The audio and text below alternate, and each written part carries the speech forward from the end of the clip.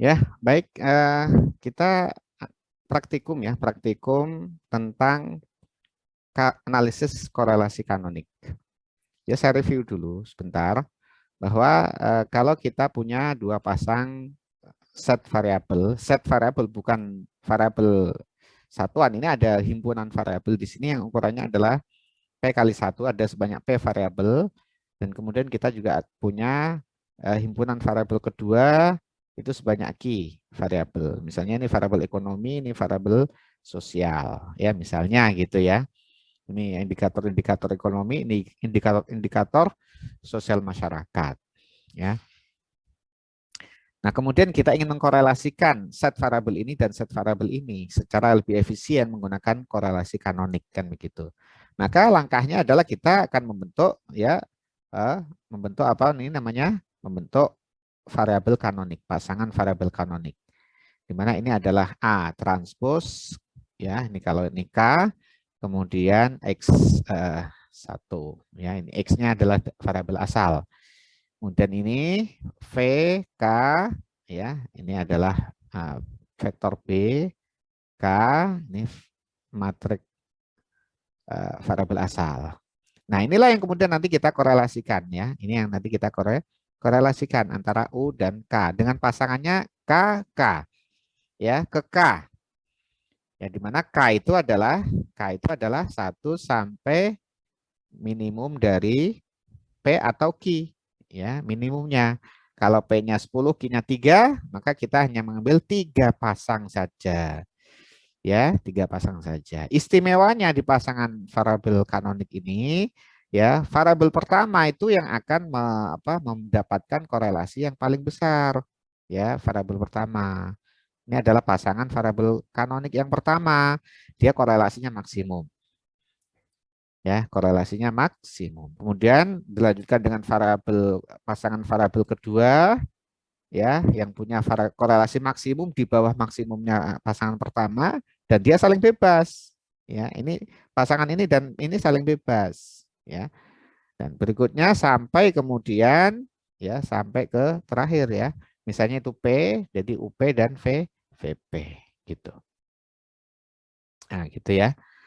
Nah, kemudian misalnya kita ambil pasangan yang pertama yang punya korelasi yang maksimum, ya nanti dilanjutkan dengan berikutnya, ya. Nah, misalnya di sini adalah ya U1.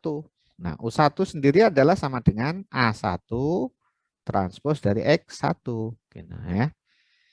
Ini yang Nah, A1 sendiri itu adalah ya kemarin disampaikan A1 transpos itu sama dengan ya E1 ini vektor eigenvektor yang pertama ya dikalikan dengan apa? Sigma 11 pangkat atau inverse dari akar ya, inverse dari akarnya. Nah, ya. Nah, kalau X-nya adalah data terstandarisasi, ya, kalau X-nya adalah data terstandarisasi, maka nanti bukan jadi sigma, tapi adalah dari matrik korelasi. Ya, gitu ya. Ya, gitu ya. Jadi kalau sigma dari matriks yang terstandarisasi, distandarisasi dulu, maka kovariannya itu adalah korelasi gitu ya. Tapi bentuk umumnya ya sigma begini ya gitu ya. Nah, ini kalau satu, kalau dua Anda lanjutkan, tiga Anda lanjutkan sampai ke P Anda lanjutkan sendiri. Misalnya ini adalah sampai UP ya, sampai UP Anda lanjutkan sendiri ya. UP adalah A, P tentunya ya, transpos dari sigma 11 ya inverse akar. Nah, gitu. Nah, ini udah selesai U-nya ya. Ya, UP-nya berarti di sini adalah AP-nya ya. AP-nya ini adalah eigenvektor ke P dari salah tadi nih ya, diulang ya. Ya, kalau salah diingetin ya, jangan sungkan-sungkan kalian ya. Jangan sungkan-sungkan. Itu tandanya kalian belajar. Jadi kan salah ya nggak apa-apa ya. Nah, ini A transpos P, ini X ya gitu ya, X1. Dan ini adalah P transpose ini harus dikalikan dengan sigma dari 1 pangkat min setengah. Ya, apa itu sigma 1 itu adalah ragam dari X1. Ya, ragam dari X1. Di sini tadi punya bahwa ya ini berlaku bahwa apa? Bahwa nilai harapan dari X1 dari pertama itu adalah sama dengan mu 1 vektor. Nilai harapan dari X2 itu adalah sama dengan mu 2. Demikian pula ya kovarian dari X1 itu adalah sigma 1 ya, kovarian dari X2 itu adalah sama dengan sigma 2 gampang gini ya. Nah, kemudian bagaimana kalau kovarian X1 dan X2 ya? Kovarian dari X1 dan X2 itu sama dengan apa? Sigma 1 2 gitu ya. Ya. Nah, ini kalau U itu adalah untuk yang X1. Bagaimana dengan V? Ya, ini di U. Kemudian untuk V-nya ya V1 sama dengan apa? V1 sama dengan B1 transpose dikalikan dengan X2 kan gitu. Ya kan? Nah, sedangkan B1 sendiri itu adalah sama dengan F1 transpose dikalikan dengan sigma karena B itu untuk ini dari matriks 2 jadi sigma 22 pangkat min setengah atau inverse dari akar. Nah, ya. Nah, kemudian F1 ini apa? F1 adalah eigenvektor, ya. Nah, di sini ya sampai di sini kemudian kita akan bagaimana cara penyelesaian, cara eksekusinya. Kita kan tadi tahu dari X1 punya kovarian, X2 punya kovarian X1, X2. Ya, kita kan punya data itu kan sigma 1 punya sigma 2 kan gitu ya. Sebanyak ini ukurannya P kali P. Ini apa? Q kali Q gitu ya. P sama Q gede mana, Pak? Ya bisa gede P, bisa gede Q. Ya. Yang penting nanti kita pasangan itu adalah minimumnya dari P atau Q. Ya. Nah, ini di sigma 1 2. Ukurannya P kali Q. Demikian pula kalau sigma 21 ini ya transposnya ukurannya Q kali P gitu. Ya. Oke ya, ini yang kita punya bisa dihitung ini datanya dan termasuk kalau data sampel dikasih head. Kalau data sampel kan dikasih head. Maka kita yang pertama adalah mencari apa eigen value dan eigen vektor dari apa. Kita harus menghitung di sini. Kita jadikan matrik-matrik ini yang diketahui ini yang bisa dihitung dari data sampel. Ya. Ganti S boleh ini, ganti S juga boleh, ganti R juga boleh, apa namanya matrik korelasi juga boleh. Ya, nggak usah bingung. Ya, ini umum bentuk umumnya begini. Nah, kita kemudian cari matrik ya, misalnya matrik M gitu ya. Itu sama dengan apa ini?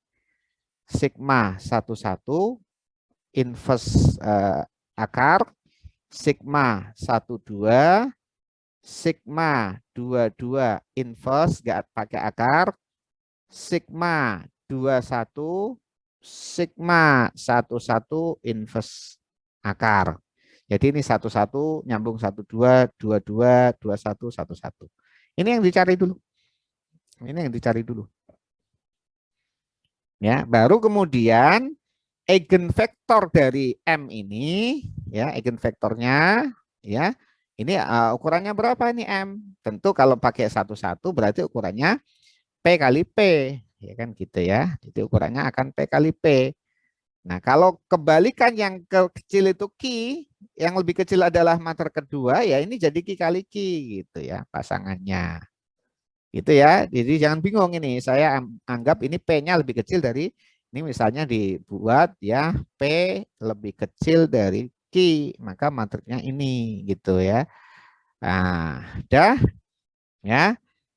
Ini akan dapat lambda 1 ya atau lambda 1 ini eigenvektor, eigenvalue ya, eigenvalue ya, kemudian juga ada pasangannya apa ini pasangannya? E1. Kemudian juga dapat lambda 2, pasangannya apa ini pasangannya? E2. Sampai seterusnya ya, lambda P. Ini adalah EP. Tapi istimewanya berlakunya adalah ini lebih besar sama dengan, ini lebih besar sama dengan seterusnya gitu ya. Nah, ya. Nah, setelah mendapatkan eigenvalue seperti itu, maka berikutnya adalah ya setiap ini ya, kita punya P pasang variabel kanonik tadi ini sudah sudah disatukan, maka akar dari eigenvalue itulah korelasi kanonik. Jadi akar dari eigenvalue nanti ini kalau diakarkan ya akan didapatkan korelasi kanonik rho 1 ya kan? Karena lambdanya lebih besar ya tentu lebih besar juga ya rho 2 ya.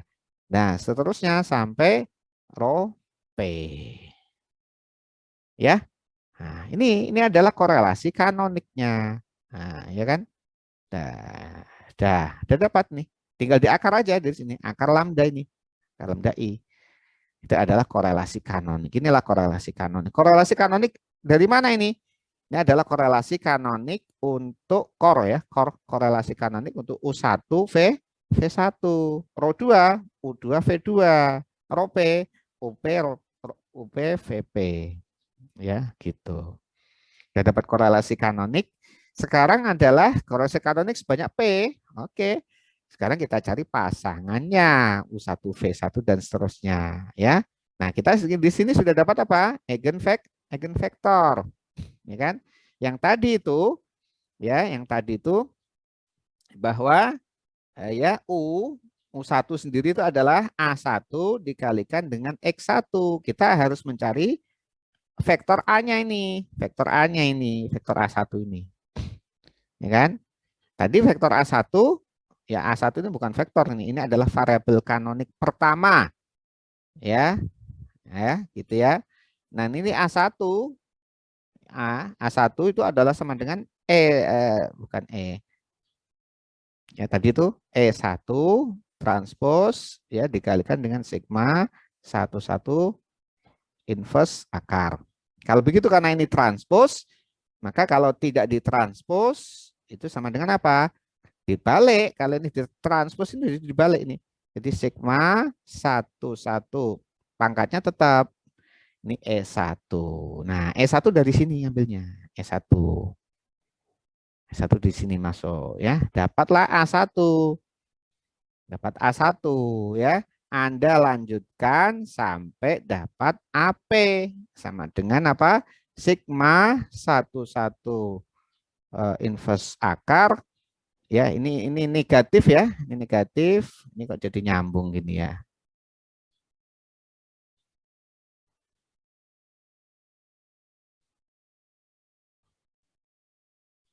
Ini ya. Dikalikan P. Ya. EP. Nah, dapat pasangan bukan variabel kanonik yang untuk set variabel pertama ya untuk X1 ini. Berikutnya kalau V-nya bagaimana ya? Nah, ini V ya. Jadi V-nya adalah B1X. Sementara B1 adalah harus dicari dari eigenvektor F1. Ini F1 itu adalah eigenvektor. Ya, eigenvektor. Nah, F1 itu bisa didekati dengan ya kita kalau cari eigenvektornya apa namanya sebenarnya itu dari nanti yang X2 ini jadi balik ya misalnya M menjadi M1 misalnya ya. Tapi ada pendekatan proporsional ya boleh ya. Di sini saya ini aja. Saya pindah ke sini ya. Saya pindah ya. Kecil masalahnya di situ. Boleh Anda mencari F itu FK misalnya gitu ya. Ini eigenvektor ya.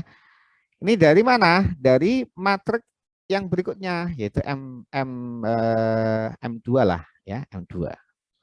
Ini dari mana nih? Dari sigma, kebalikan dari sigma 22 pangkat min setengah, sigma 21, ini 2 ke 21 gitu. Jangan 2 ke 12 ya, nggak nyambung ukurannya karena ini Q kali Q, Q kali P. Nanti P kali P. Ya, ini pangkat negatif 1 ya. Ini sigma 12 dan sigma 22 pangkat min setengah. Nah, F itu adalah eigenvektor dari matriks M2 ini. Nah, ini punya eigenvalue, eigenvektor. Tapi kalau ini dicari itu cukup panjang ceritanya, maka bisa dengan secara praktis menggunakan eigenvalue dan eigenvektor dari matriks M saja ini sudah. Ya, eigenvektornya dipakai. Itu setara dengan ini, ya. F itu ada di buku itu. F itu adalah misalnya F1 itu setara dengan apa?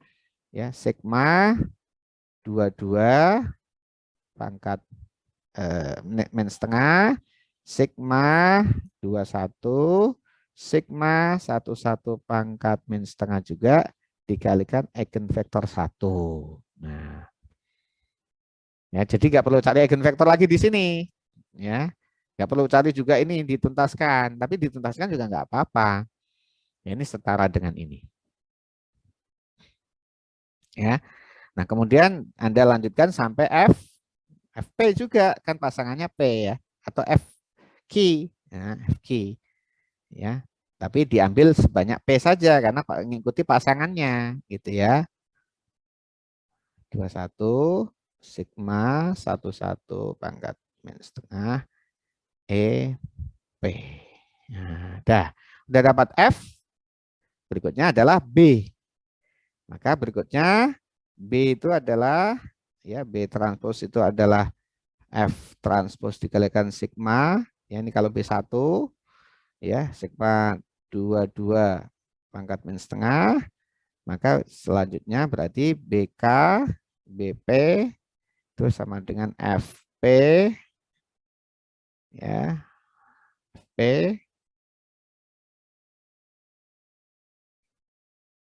sigma 22 min setengah. Ah, dah.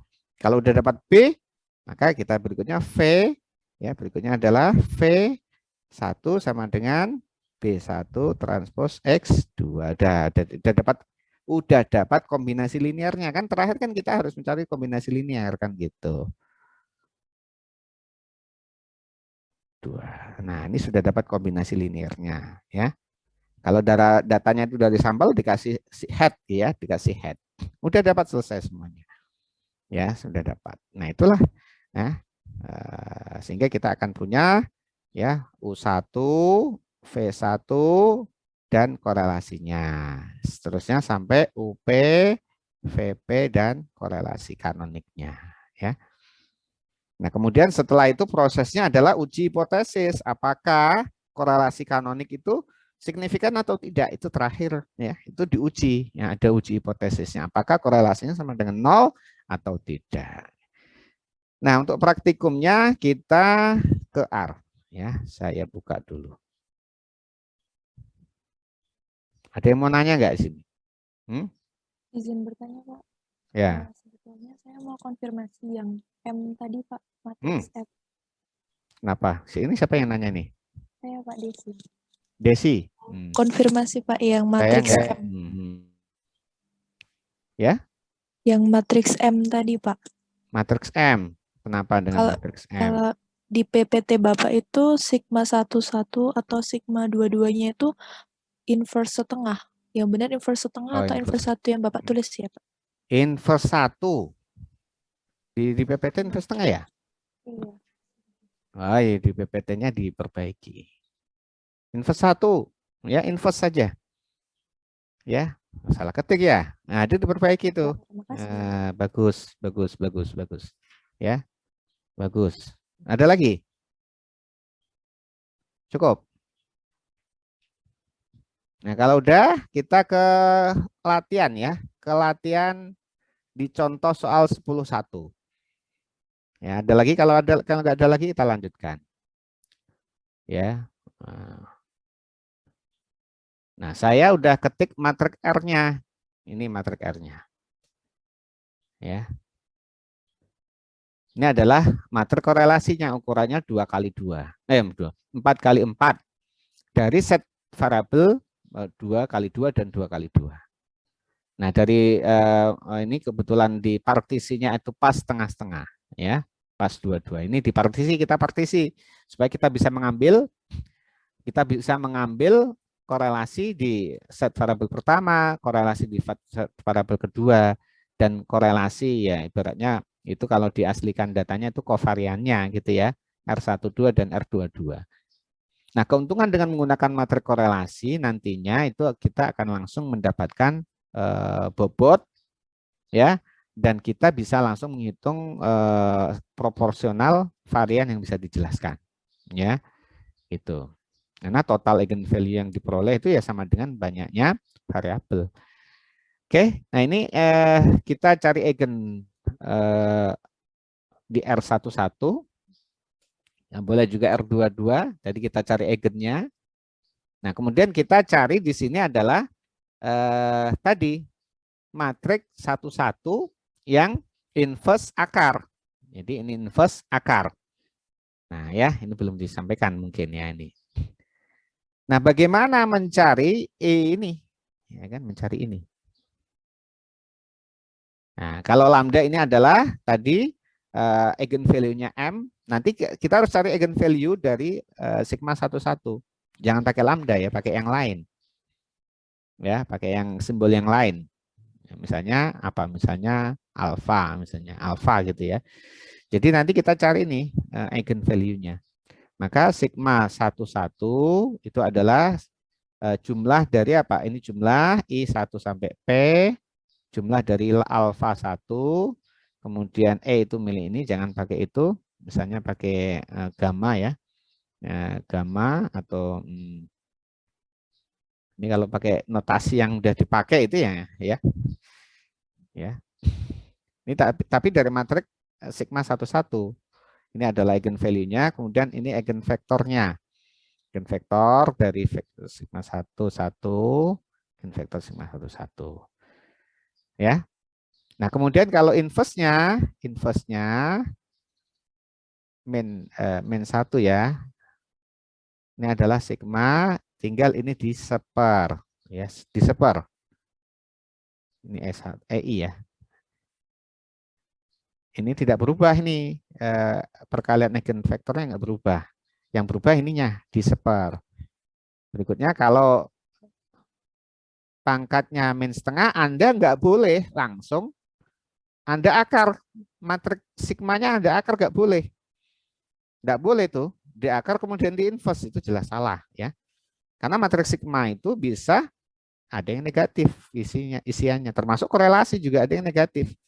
Begitu ada akar kan pasti error, pasti nggak boleh ya. Maka kalau matrik nggak bisa langsung di akar gitu, di akar di inverse nggak bisa.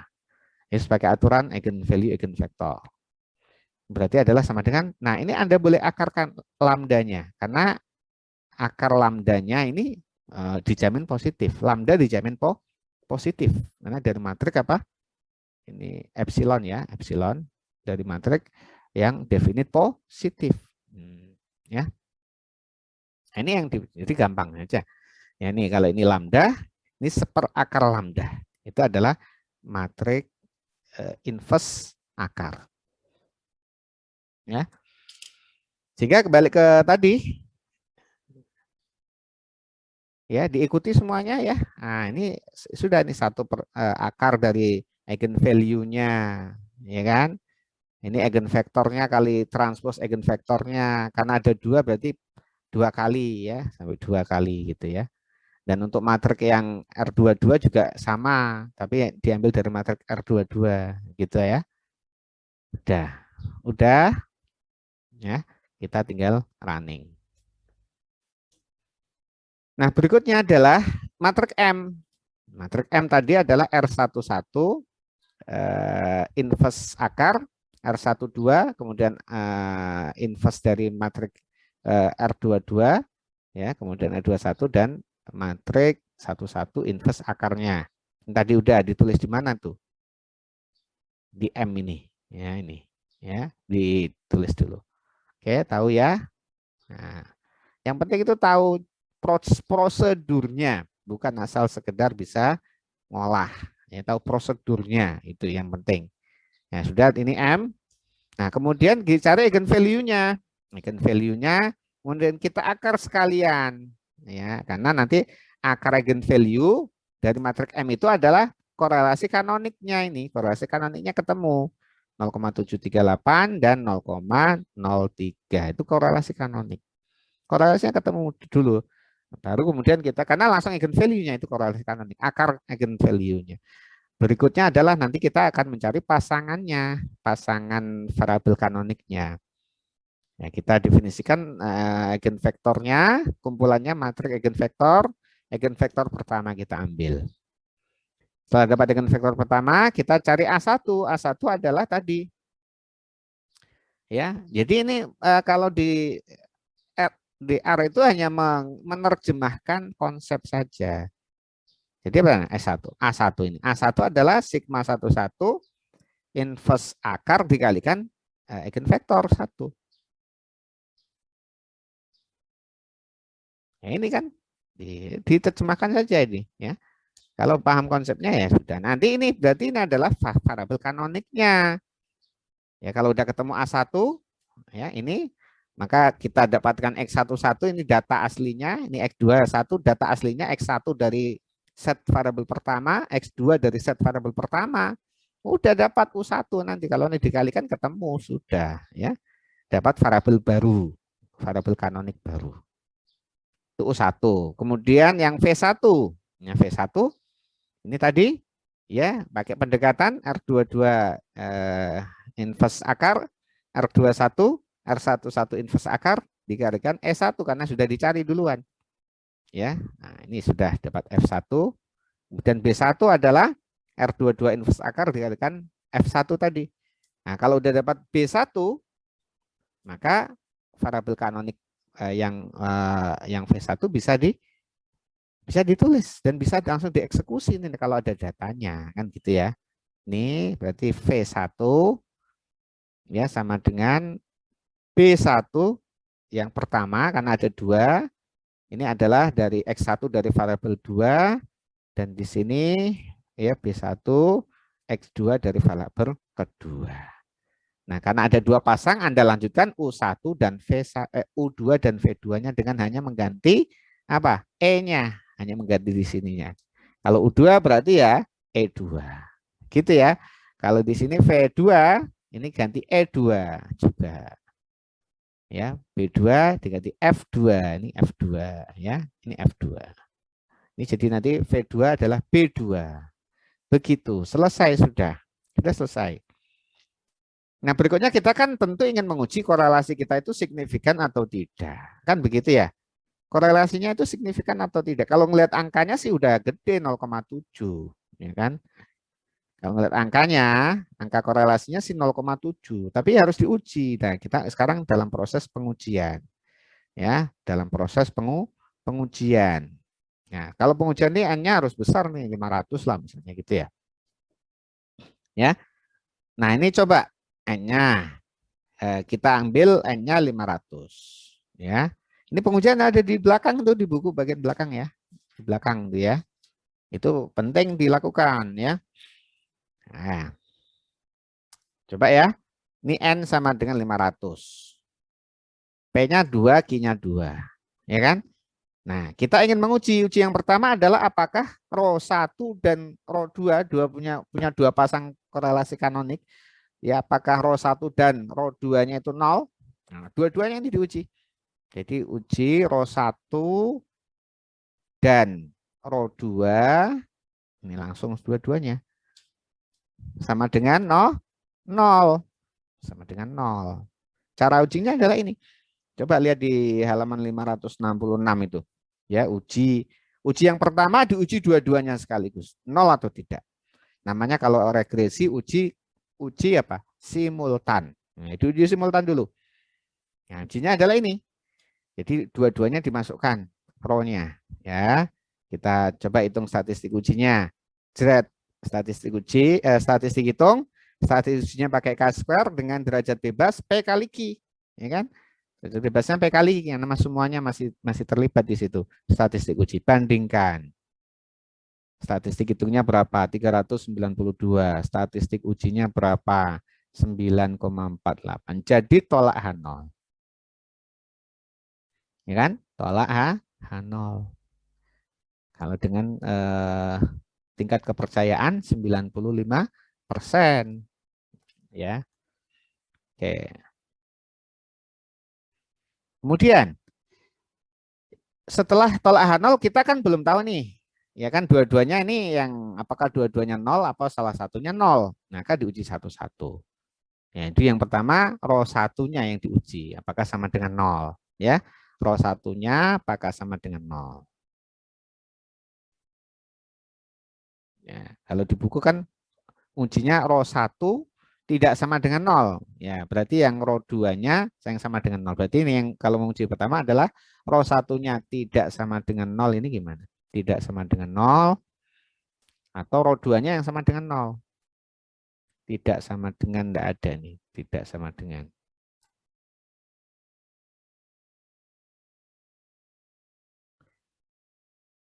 Gini ya. Oh, ini bukan tidak sama dengan nih. Kasih tanda seru aja, Pak. Oh, tanda seru dengan ya. Tidak. Nah, ini tidak sama dengan sama 0 dengan dan ya row 2-nya yang sama dengan 0. Jadi ini menguji yang ini. Maka kalau yang kita tidak sama dengan kan 0, berarti sisanya yang sama dengan 0. Nah, kalau sisanya sama dengan 0, nanti kalau ujinya ada lebih dari 2, maka ini jadi perkaliannya. Ini kalau kalian lihat di buku itu perkaliannya ada perkalian sisa. Sisa dari row 1. Jadi ini row 2. Nah, kita coba nih. Ya.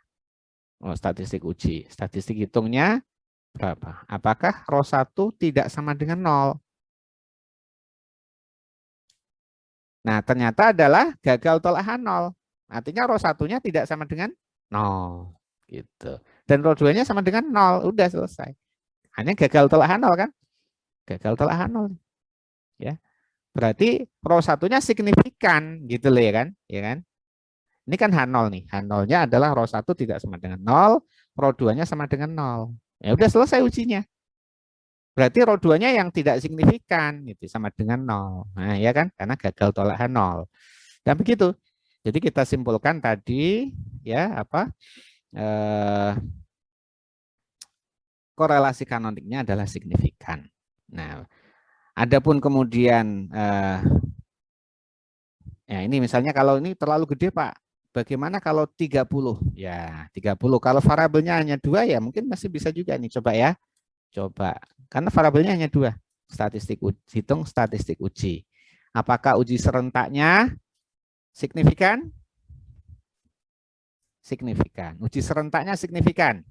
Artinya gagal tolak H0. Dua-duanya tidak negatif, tidak 0. Nah, kalau dua-duanya tidak 0, kita uji salah satu apakah 0. Nah, row 1 tidak sama dengan 0, row 2-nya yang sama dengan 0, H0-nya. Nah, coba di sini lagi. Ya, statistik hitungnya berapa? 0.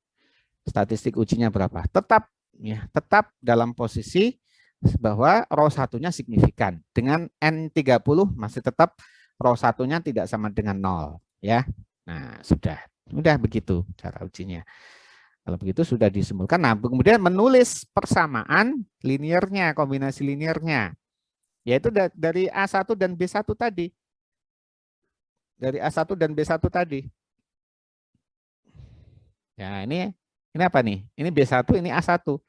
Jadi A1 adalah A1 apa U1 adalah negatif 0,88, negatif 0,086, X1 dari variabel pertama, dan negatif 0,277, 278 dari X2 di variabel pertama. Karena ini A1 itu adalah ya A1 itu berasal dari vektor, ya, eigenvektor yang ini dua-duanya negatif, itu bisa saja diputar dengan 180 derajat sehingga positif semua, itu bisa. Ya bisa ya diputar. Jadi ada rotasinya di sana. Ini jadi positif semua. Nanti ini juga akan diputar juga salah satunya ya, yang B1-nya juga kan harusnya positif semua nih ya. Bisa digitukan ya. Jadi itu ya, kalau kalian cek di contoh 10.1 ya itu nilainya akan sama di situ. Kalau nggak sama ya berarti kurang benar, hanya mungkin tandanya yang kurang, tidak sama itu ya. Oke.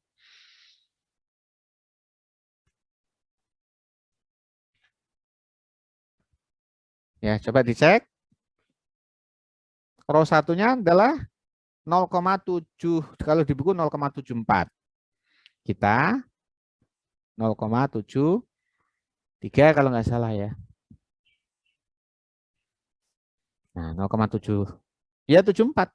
Kemudian di sini yang row 2 di buku adalah 0,03.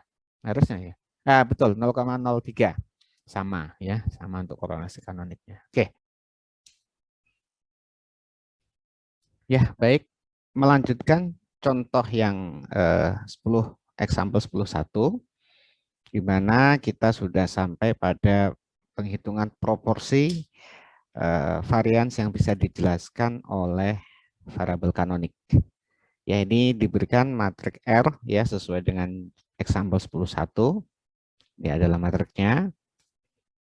Dan kita ambil, kita partisi ya di R11 sebagai korelasi di matrik korelasi di set variabel pertama, R12 adalah covariance-nya, kemudian R21, R22, dan kita cari eigennya untuk matrik korelasi di set variabel pertama, demikian pula di variabel kedua. Kemudian kita cari di sini adalah matriks inverse akar dari matrik korelasi di set pertama, demikian pula di set kedua, ya. Nah, kemudian kita hitung matrik M-nya untuk yang set variabel pertama dan set variabel kedua.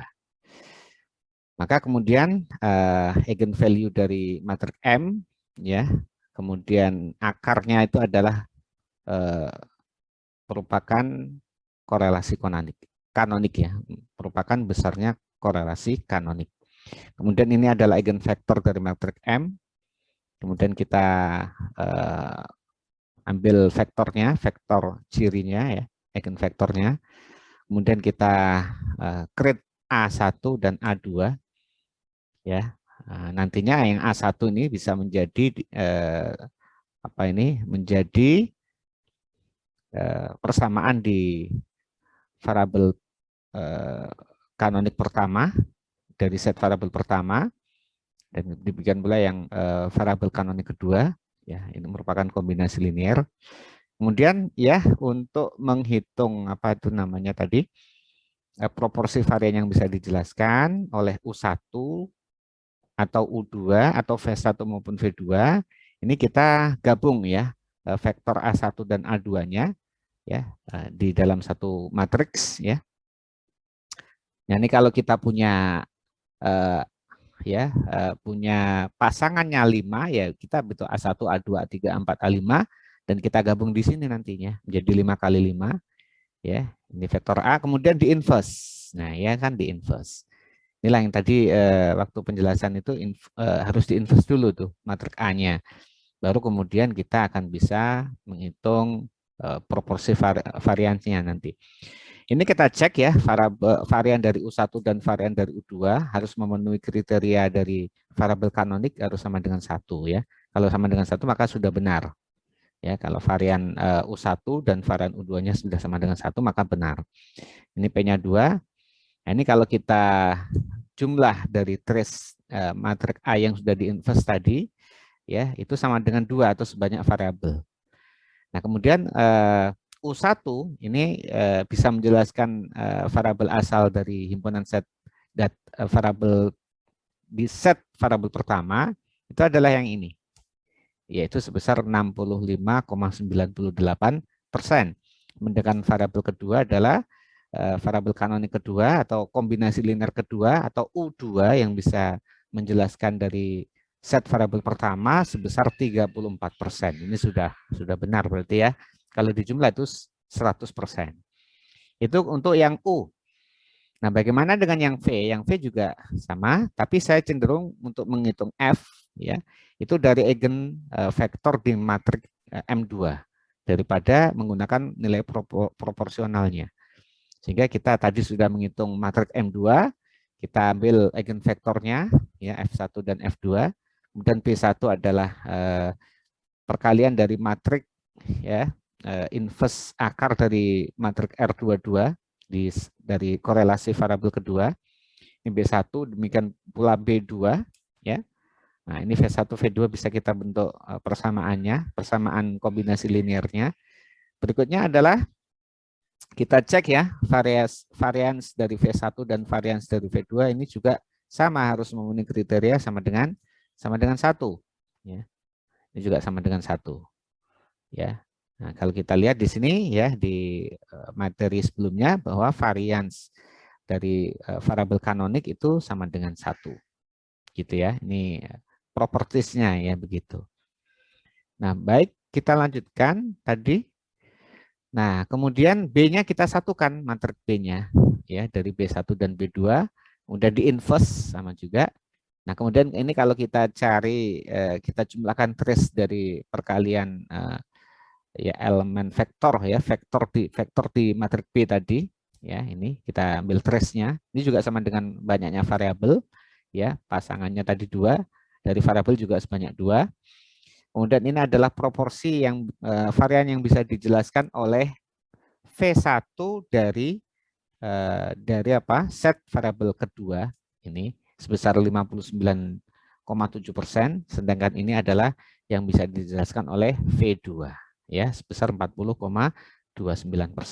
Nah, kalau kita lihat maka U1 lebih banyak bisa menjelaskan set variabelnya daripada V1 ya gitu ya. Nah, ini yang U1-nya 65, hampir 66%, sedangkan yang V1-nya hanya 60%.